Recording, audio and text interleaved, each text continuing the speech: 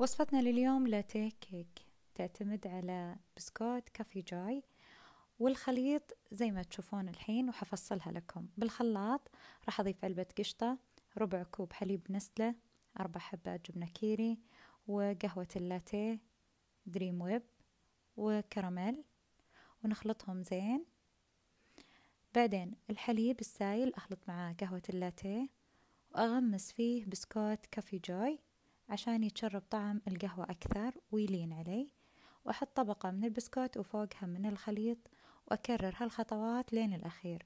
وممكن تستخدمون نفس علب كافي جوي عشان تحطون فيه الحلا كنوع من فكرة للتقديم.